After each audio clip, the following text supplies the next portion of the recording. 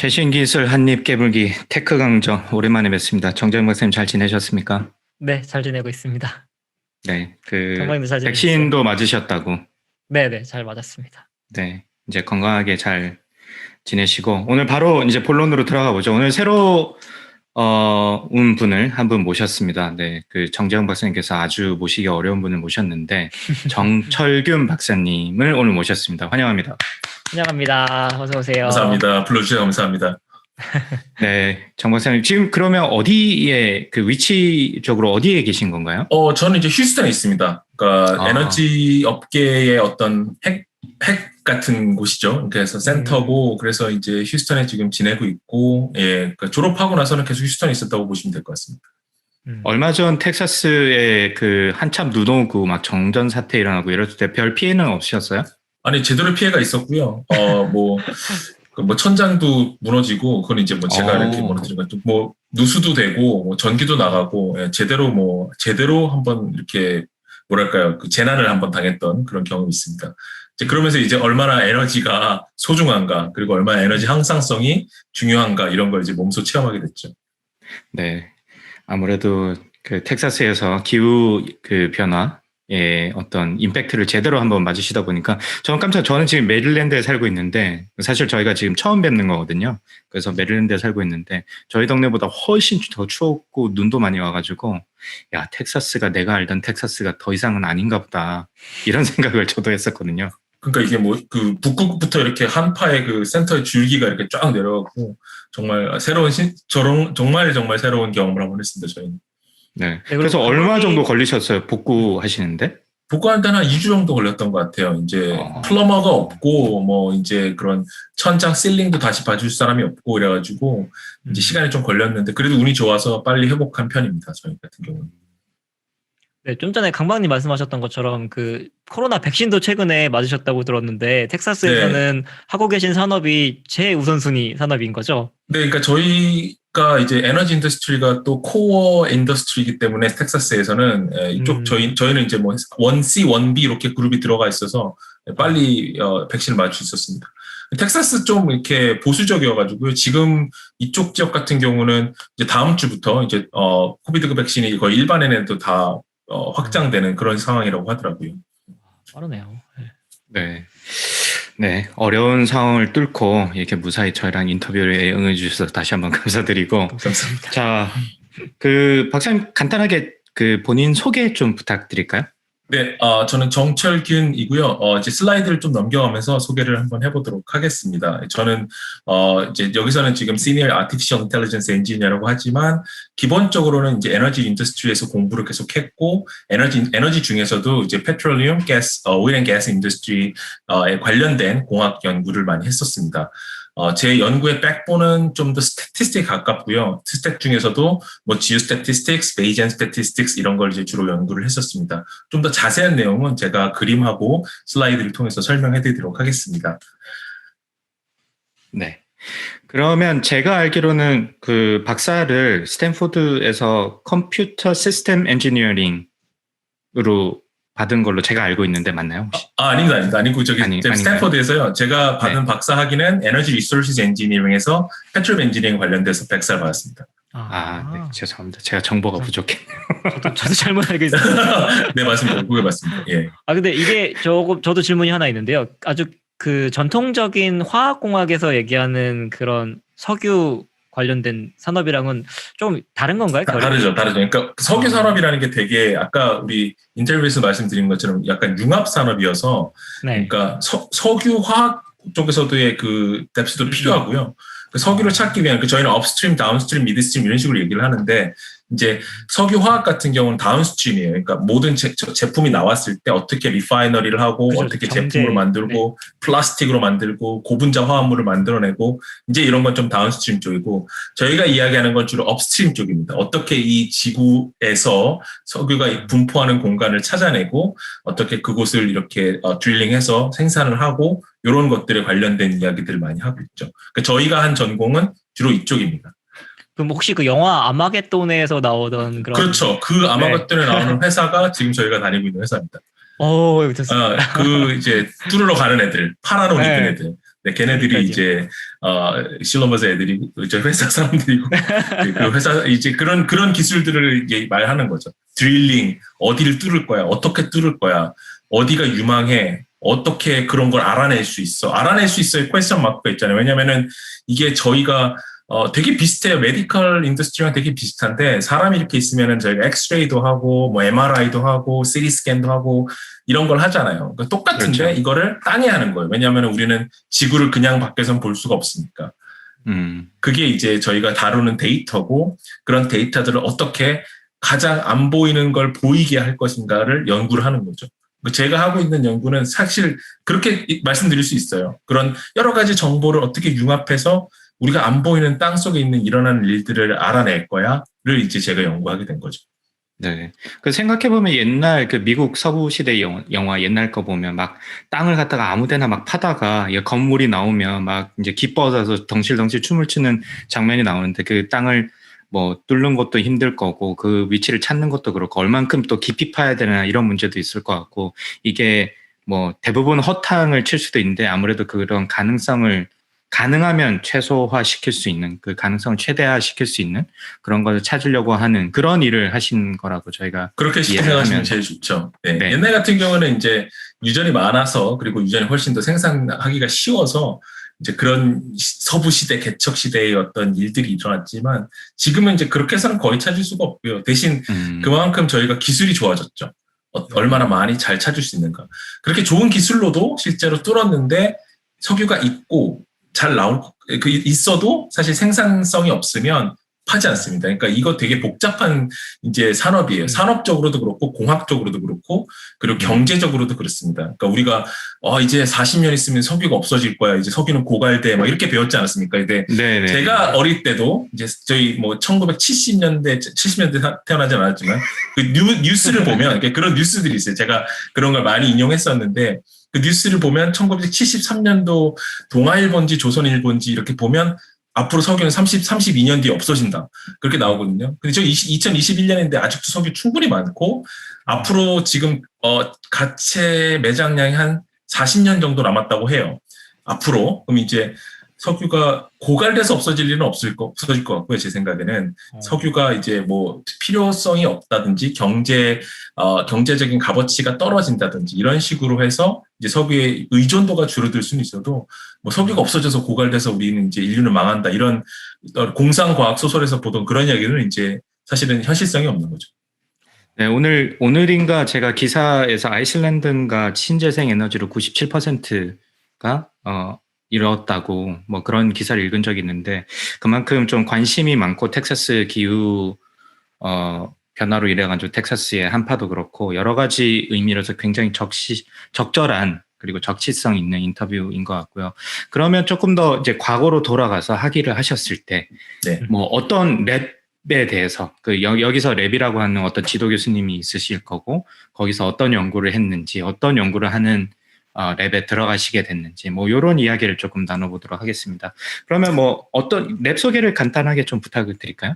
네, 저희 리서치랩 같은 경우는 이제 Stanford Center for Earth Resources Forecasting이라고 이름이 되어 있는데요. 제가 학교 다닐 때는 Earth Resources가 아니고 Stanford Center for Reservoir Casting이었습니다. 그래서 SCRF였어요. 저희는 SCRF라고 불렀었는데 이제는 저희 교수님들이 뭐 단순히 Reservoir Forecasting 할 게 아니라 이제 Earth Resources 전체, 뭐 마이닝 되는 그런 리소스도 있을 수 있고요, 뭐 Heat Resource도 있을 수 있고, 아니면 뭐 다른 여러 가지 리소스 우리가 전체적으로 다 다뤄야 해 이러시면서 이제 약간 이제 에너지 주제들을 확장하시면서 이제 Earth Resources로 이름을 바꾸셨고요. 지금 있는 팀 친구들이고. 보시면은 이제 저희 랩 같은 경우는 이제 제프 케어스라고 하시는 교수님하고 그 타판 무커리지라고 하시는 교수님이 이제 그 쌍두마차처럼 이제 랩을 이끌고 계시고 약간 백그라운드가 다르신데 제프 케어스님 같은 경우는 이제 주로 스탯 관련된 연구들을 많이 하셨고 지금 보시면은 Professor of Geological Science라고 하는데 이 되게 굉장히 약간 백그라운드는 지올로지 쪽에도 좀 있으세요. 그래서 그런 지올로지와 지오사이언스의 그 지오스태티스틱의 어떤 중간 이런 식의 연구들을 많이 하셨고 저희 지도 교수님인 타판 무커지 교수님 같은 경우는 이제 원래 백그라운드는 지오피직에 가까우세요. 그러니까 지오피직스 그다음에 저희 요새 많이 말하는 락 피직스 요거에 이제 대가시고 그걸 다 섭렵하시고 이제 지오스태티스틱 쪽으로 넘어오셔서 이제 저희 랩을 같이 이끌고 계셨고요. 사실 두 분 다 굉장히 저명한 교수님들이시고 저서들이나 이런 페이퍼 같은 거는 거의 엄청나게 많이 저술을 하고 계시고 생산적으로 이렇게 활동 열심히 하고 계시고 그렇습니다. 저희 같은 경우는 이제 지오스택 파트 쪽에서 이제 타판 문컬지 교수님하고 연구를 많이 했고요. 워낙 지오피직스나 락피직스의 대가시니까 사이즈믹 데이터들을 이제 인버스에서 하는 그런 모델링도 열심히 연구를 같이 했었고 예, 그렇게 이제 진행했었습니다. 셀린 같은 경우는 이제 저희 리서치 사이언티스트인데 저랑 같이 연구도 몇 가지 하고 페이퍼도 같이 내시고 그랬었습니다. 이렇게가 저희 리서치이고요. 네. 네, 하나 궁금한데 그리고 비율을 아까 저희가 아마겟돈을 들어서 계속 쭉 이어가면 좋을 것 같아요. 그래서 여기 제프 교수님 같은 경우는 일종의 이제 숫자를 보고 막 예측해서 이런 일이 생길 수 있어 위험해라고 그런 걸 하시는 분이고 이제 타판 교수님 같은 경우는 이제 실제로 가갖고 딱 찔러보고 여기서 무슨 일이 일어나고 있어 이런 거 하는 거 맞나요? 이게 꼭 그렇게 딱 그렇게 연결되지는 않고 두 분 다 사실은 네. 좀 더 연결로만 보자면 사실 데이터들을 어떻게 봐서 모델을 구성할 수 있는가에 대한 것들을 같이 하신다고 보시면 좋을 것 같아요. 네. 알겠습니다. 그 아마겟돈하고 연결을 하면 사실은 저희 랩 전체는 어떻게 맞죠? 그러니까 어떻게 우리가 가야 될 파이프라인을 만들어내야 될 것인가에 대한 근본적인 맵을 설정하는 거죠. 그러니까 그림을 그려주는 거예요. 이렇게 우리 아마겟돈 아니고 저 같은 경우는 많이 예를 들었던 게 우리 아바타를 보면은 이제 아바타 행성에 가고 맞아요. 네. 얘네들이 3D로 뭘 할지를 싹 그림을 그려놔요. 그러니까 서브서페이스가 쫙 다 나와가지고 막 어떤 파란 레이어가 있고 블루 레이어가 있고 레이어가 다 있으면 우리 여러 데서 어떤 자원이 있고 누가 어디에 분포하고 이런 것들을 다 보거든요. 이제 그런 맵핑을 하는 거죠. 그런 게 이제 사실 아까 말씀드린 reservoir forecasting이에요. 그러니까 저류층이 어떻게 움직이는가, 저류층이 어떤 식으로 형성되어 있는가를 우리가 데이터만 가지고서는 알려주겠다. 이런 식의 이야기거든요. 그래서 그런 걸 이제 주로 연구를 했었죠. 그러면 좀 클락을 좀 더 뒤로 돌려보죠. 그 학부 때나 그 석사 때도 이런 쪽에 관심이 있으셨어요? 특별하게 이 랩을 그러니까 이 분야를 선정하게 된 이유가 또 궁금하고 그 다음에 여기서도 굉장히 많이 다른 그 옵션이 있었을 텐데 왜 하필 이제 스탠포드의 이 연구실에 관심을 가지고 들어가게 되셨는지 이런 거. 제가 처음에 이제 저희 학부를 선택할 때는 그러니까 아주 초창기에 그러니까 첫 해 같은 경우는 토목공학을 하고 싶었어요. 저 서울대 지구환경 시스템공학부를 나왔는데 그 시스템공학부에 있는 가장 메인 팀 3가지가 이제 토목, 도시, 그 다음에 환경, 자원 이렇게 환경은 이제 사실은 자원공학과 토목공학과 도시공학과가 합쳐서 이제 지구환경 시스템공학부라는 학부를 만들었는데요. 그러니까 처음에는 이제 사실 토목공학에 관심이 있어서 갔는데 수업도 많이 듣고요. 근데 이제 차츰 이제 자원 쪽에 관심이 생기더라고요. 그게 제가 여러 가지 책들을 보면서 자원에 관심이 생긴 것도 있었고, 되게 약간 부끄러운 얘기지만 이제 제레미 리프킨이라는 사람이 쓴 수소혁명이라는 책이 2013년도인가에 나왔던 것 같아요. 제가 13년도가 아니 몇 년이었지? 2003년인가 나왔을 거예요. 근데 그 책을 보고서 이제 막 이렇게 끌어오르는 거죠. 와, 이거 진짜 이렇게 가겠구나. 이 사람이 얘기한 게 진짜 맞구나. 이제 우리는 수소의 시대로 간다. 이제 더 이상 기존의 어떤 고리타분한 에너지 시스템에서 묶여 있지 않고 이제 수소가 혁명이 돼서 이제 앞으로 5년이면은 세상이 바뀐다더라. 자원이다, 자원. 이제는 자원만이 살 길이다. 이런 생각을 했죠. 그리고 나서 이제 자원에 대해서 공부를 많이 하게 되고 관심이 많이 갖게 되고 이러면서 이제 저희 학부에 있던 교수님들을 찾아다니기 시작했어요. 그러면서 이제 사실은 현실에 대해서 더 알게 된 거죠. 사실은 되게 그러면서 교수님들한테는 되게 어떻게 보면 우스운 아이가 된 거죠. 웃기는 아이가 와서 말도 안 되는 소리를 하고 있다면서 그런 시작이었어요. 그런 시작이었는데 그래서 저희 연구 선배님들 항상 이제 저 생각하면 그런 얘기 하시죠. 네가 그때 그 학부 때 그 말도 안 되는 얘기 하고 다니던 그 아이가 아니냐면서 아직도 그런 생각을 하냐면서 이렇게 여쭤보고 이렇게 핀잔을 주시곤 하시는데, 그랬습니다. 그래서 그게 이제 첫 발단이었고요. 네. 근데 이제 그런데 이제 학교 논문을 이제 학부 논문을 쓰면서 학부 논문이라는 게 뭐 사실 그렇게 대단한 값어치가 있는 게 아니지만 그런 리서치를 좀 해보면서 이제 현실을 깨달았죠. 이게 현실은 그렇지가 않구나. 현실은 그렇지가 않고 대단히 경제성을 위주로 에너지 시장이라는 게 돌아가고 그런 경제성이라는 관점에서 봤을 때 수소혁명이 정말 우리의 삶을 바꾸기까지 시간이 엄청나게 많이 걸리겠구나라는 결론을 그때 깨달았죠. 이제 그게 2006년, 7년입니다. 제가 학부 졸업하던 시점에 이제 이미 벌써 게임이 그렇게 진행되는 것이 아니다라는 걸 그때 알았고요. 지금 2021년이니까요. 그리고 나서 14년, 15년이 지났는데 현실은 정확히 그렇게 우리 교수님께서 말씀하신 대로 진행됐어요. 그대로 쫙 왔습니다.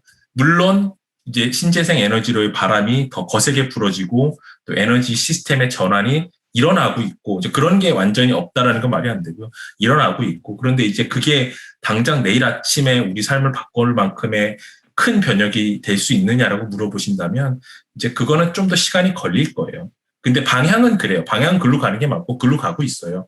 근데 그 속도는 지금 우리가 생각하는 것처럼 딱 하고 바뀌는 그런 것들은 아니죠. 왜냐하면은 그만큼 우리의 시스템 자체가 되게 펀더멘탈이 탄탄해요. 그래서 이것들을 천천히 바꿔가는 게 중요한 거지 막 순식간에 혁명이 일어날 것 같은 그런 제레미 리프켄이 썼던 그런 책에서 일어나는 일들은 절대 일어나지가 않더라고요.